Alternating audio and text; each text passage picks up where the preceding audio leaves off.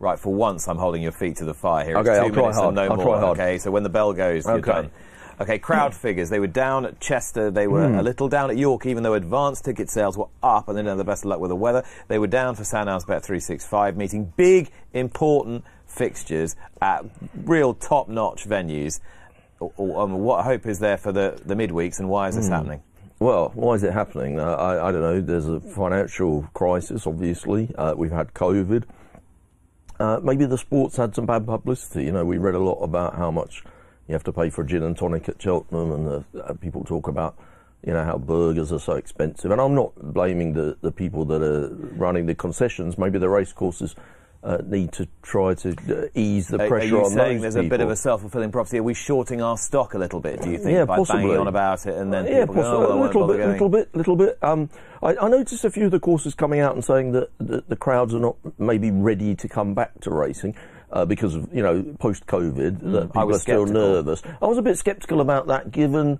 Well, you're the most COVID nervous person I know. I'm slightly COVID nervous, definitely. That's why you're sitting all the way over there. Absolutely. But I sort of felt like it wasn't that long ago that they were trying to tell us it's an outdoor sport and it's no problem at all, and we don't really need the restrictions. And now they're saying people are nervous about COVID. I also sort of think. I guess it is possible because racing has an older demographic of people, racing followers, and maybe the real regulars. I don't know, the cash thing as well. People are using cards a lot more in everyday life, and so I noticed the numbers that fell off were the walk-up people more than the book in advance people. And if you're a walk-up person, are you more likely to be a cash punter and suddenly you can't pay cash to come in? I don't know. I mean, I feel like the price of admission just has to come down. Okay, well, you've answered the next question, which is going to roll into the next point, which is, and again, I'm not picking on any particular racecourse because they've all got questions to answer, but there was an issue this week which Windsor immediately redressed. Yeah. There'd clearly been some sort of meeting. It was good, wasn't it? That yeah. So Windsor decided to make essentially the Tattersalls enclosure into a place where you couldn't go to the paddock and see the horses. That's the gist of it, isn't it? Yeah, that's the gist of it. And then they rode back on it, which was great, I thought, because they listened to the feedback and they said, "All right, fair enough, that doesn't really work." I can't really remember. Am I right in saying the reason they wanted to do this originally was because when they have some kind of entertainment, they want to kind of separate out the two enclosures in a way that they don't at the moment. Is that right? So that they can charge a lot more if you're coming, you know, for the band or whatever. Yeah, I think there were sort of sound commercial logistical reasons for it, but obviously you're then taking away a key part of genuine racing fans' enjoyment of the day, and I think they recognised this and realised it. It's more really to ask you, what are the key things that at this time of difficulty racecourses must be doing better? As someone who occasionally likes a day out. Yeah, occasionally. I'm actually going racing next week. I haven't been racing for ages. I'm going to the Brigadier Gerard next week. Sandown, okay. Yeah. I'm actually going to Royal Ascot this year. Are you? Amazingly, yeah. Okay. I don't know. I mean, sometimes people are always atting me into Twitter to say, have you seen this? It's 28 quid to go to Fontwell midweek or whatever. It might not be Fontwell. Please don't be upset with me. Fontwell, I mean, this is Fontwell did that thing this week, didn't they? Gave the money back as a field size. They said you can have a free ticket next time because the field size is small. Everyone will be going racing for free by that metric. And also, I think Plumpton, there was the Sussex Champion Chase. It got abandoned halfway through the race because of a horse lying on the track or something like that.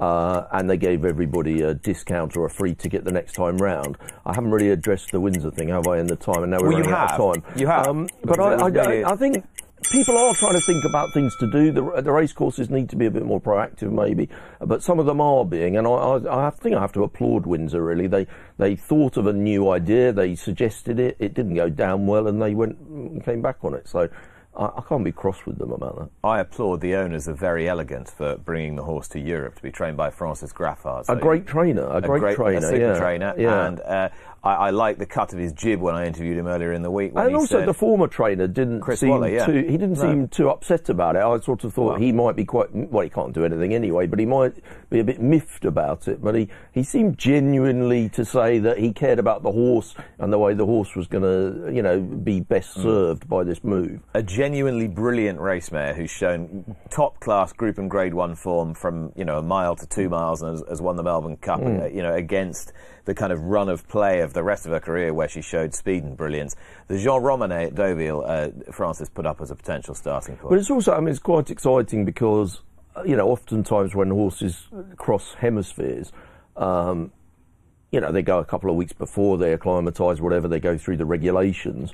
But you could, presumably, like having it trained in that racing jurisdiction for X amount of time before a proper campaign, they're bound to run much better. It's bound to be better for the horse's chances of being at their best. So it's great, yeah. What's not to like? There is nothing not to like about Verry Elleegant coming here, and I don't know whether you feel this, and I realise that international racing does not drive the punting pound in this country, but there's no reason to believe that it shouldn't if it gathers more traction and therefore you can engage the fan with it. And as the world is becoming much smaller, why shouldn't we try to engage the fan? Well, yeah, I mean, it's the same deal. It's brown animals running around the field. I touched earlier on the whole kind of, you know, can you enjoy racing without having a bet thing.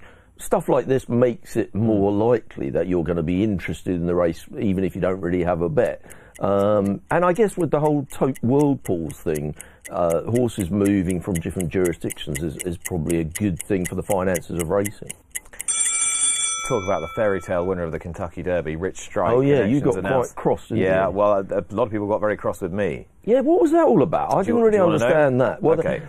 Yeah, okay, go on. So you got a rags to riches story. The horse was incredibly lucky to get a run in the race because he was on the also eligibles list. The horse came out 5 minutes before the deadline. Hard to see how it would have been 1,000. They rightly identified they win the lottery by getting into the race in the first place because he didn't have enough points to get on the main starting gate. He then has to start from the widest gate of all. It's incredible, really. They win the lottery again. They've gone the fastest quarter mile in the race's history. And a suicidal, as my NBC colleague Randy Moss put it, radioactive pace melted down. The horse got a wonderful ride from a completely unencumbered by pressure jockey and came through to win. Yeah, just bizarre that you wouldn't think, oh great, okay, we're going for the Triple Crown. How can you not? They now think, having had this tremendous, great bit of training. I'm not decrying, how well Eric Reed's done to get this horse to win the Kentucky Derby, and I'm not decrying his achievement at all.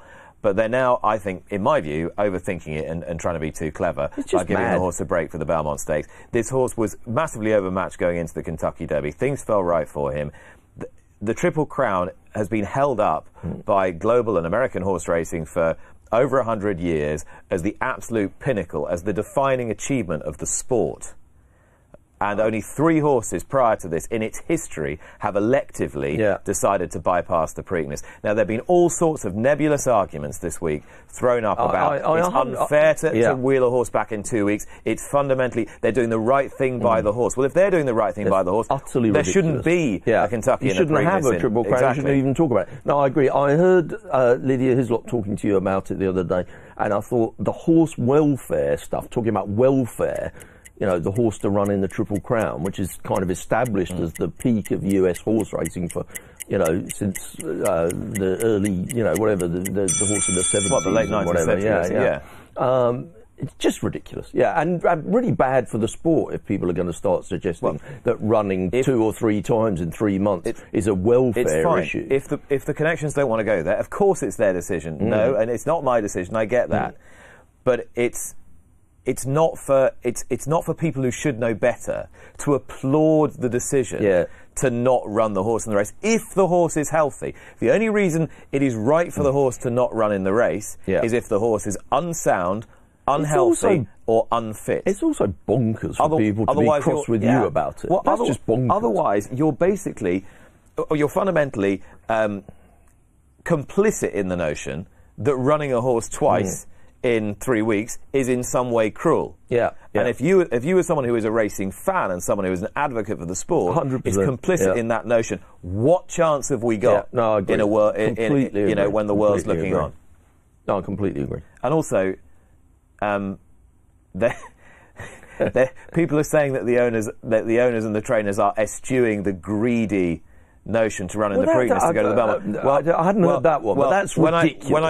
When I got my notification yesterday to see if I wanted to purchase Rich Strike merchandise, I thought, I'll get my mug on it saying I'm not running in the Preakness. Surely they'll be sending you a baseball hat, Nick. And the other accusation was, I'm sorry to go off on. No, you really are going off on one. But the other accusation, maybe we can just do a minute on the because you're on telly. You're just concerned about the TV viewing figures. Well, actually, we should all be concerned about the TV viewing figures. That's what drives the betting numbers. That's what funds the sport, the prize money. What's the point of doing it if nobody watches it? That's the 19 million people you've just asked to care about a great American dream. We've asked 19 million people to care about the great American dream. I agree with you. And then they'll all tune in next week and go, what's happened to the great American dream? Well, they've decided to skip it because they think they're playing the percentages and think it gives them a better chance. Utterly nonsense. No, it's always right. It's right for them, quite rightly. Good for them.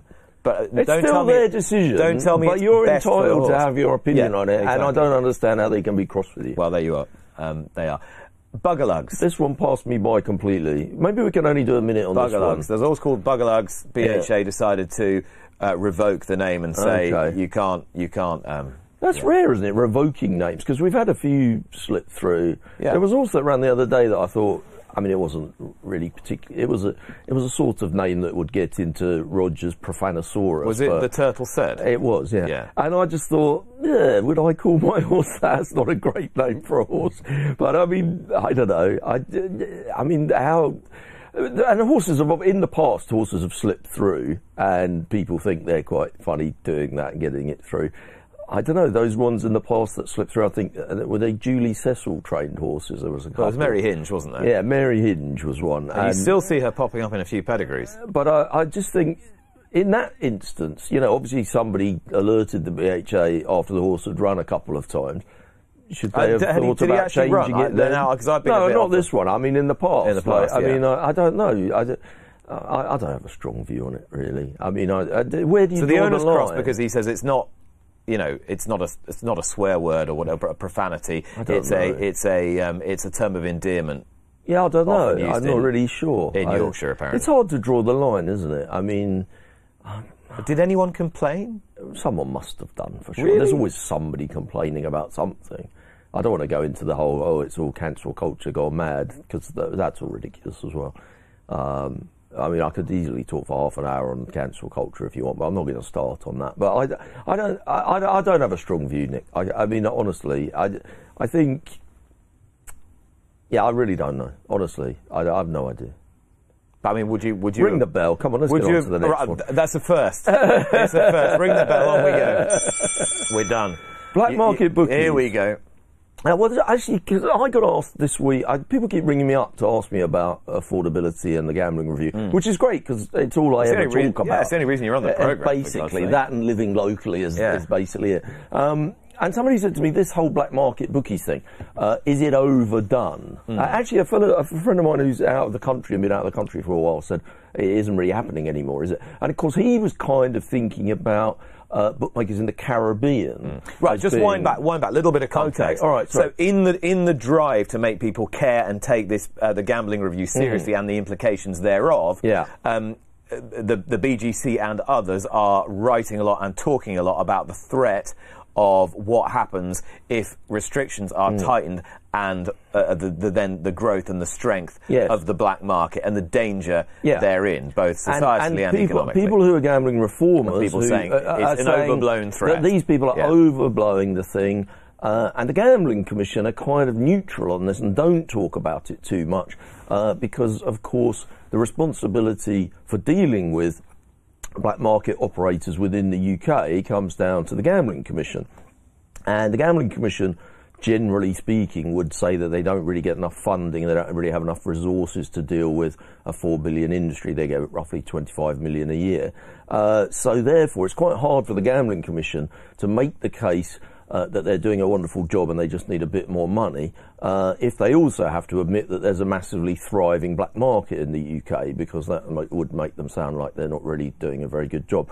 I think there is a massively thriving market, black market within the UK and abroad, but I think some people, when they say it's overdone, are thinking about the abroad stuff, you know, websites in the Caribbean.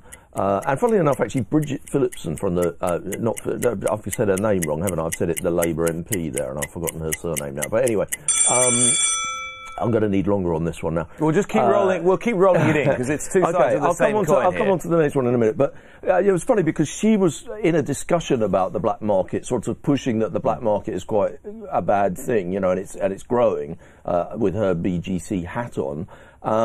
And a black market bookmaker from the Caribbean cropped up in the conversation to say you can get a quarter all races with us if you'd like to send us a WhatsApp message. I just thought that was quite funny. But anyway, I think there's a lot of stuff going on that's kind of hidden.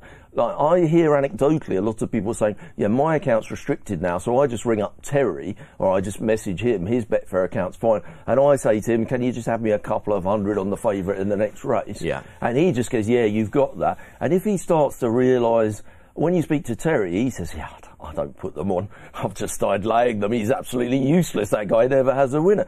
Well, this is very hard to measure now. Is this two mates in the pub having a bet? Is this people helping each other out? Or is it, it's actually illegal activity, but people don't think of it as illegal activity. And I don't think it's going to be very easy for the Gambling Commission to clamp down on that kind of thing. The other thing I must just quickly say on the black market before we get off of that is that the main driver of sending punters to the black market is ridiculous over-restricting of accounts, which has been happening for years and years and years. Mm-hmm. You never hear the Betting and Gaming Council saying that has driven people to the black market. That's driven way more people to the black market than the recently implemented affordability checks have done. Affordability is the next one. It is. And I don't know what he wanted me to say specifically. I think there was an article in the Racing Post this week. I think that's what it was. Lee Mottershead wrote about a fella who said he had 300 grand in savings, 70 grand a year income, and he submitted all the paperwork to a bookmaker they didn't wish to name, and they came back and gave him a relative, I can't remember the exact number, I think it was $250 a month he was allowed to deposit. And he thought that was pretty low for what he'd done. The real point I wanted to make about this, I mean, obviously we only got his side of the story and I don't know the full details of the case, but we don't know, for example, you know, does he have 8 kids? What does he spend on their education? You know, does he have alimony to pay? Is he renting his house? Does he own his house? Actually, it said he didn't have a mortgage, he owned his house. But I mean, you know, it's not, if we're going to write legislation, which we are going to do quite soon whenever this white paper comes out, we need to make it consistent and easily applicable. We don't want stuff that has legislation where it needs to be different for every single case. And then it becomes very difficult. If you make the government or the Gambling Commission or whoever have to do subjective thinking about stuff, well, now it's going to be really impossible to apply. It needs to be objective and set at the same for everybody, and that becomes very difficult when one guy's got 300 grand in savings and no mortgage, and the other guy lives in a rented place and has 5 children and whatever, but they have the same income. Well, now they have different disposable incomes, and now it just gets messier and messier, which is why I think affordability just doesn't work. And also basing affordability on net deposits and not thinking about, like, other forms of identifying how people are gambling, I think is wrong. Plus, the idea that it has to be on income and it can't be on capital is also a bit weird. If I'm a kind of skint member betting in fivers, and then suddenly I finally inherit the country estate from my long lost uncle, you know, and now I'm a multi-millionaire, well, surely I should suddenly be allowed to bet bigger. But if I lose all that money, how bad is it going to look to the operator now, 2 years' time, when that's the headline in the Daily Fail? Well, those were this week's talking. You actually stuck to time reasonably well. It was me that went half an hour over. You did really go there on Rich Strike. Yes, I nearly had to pull you up on it, but it's fine. It's the gift that keeps on giving. Right, those were this week's talking points.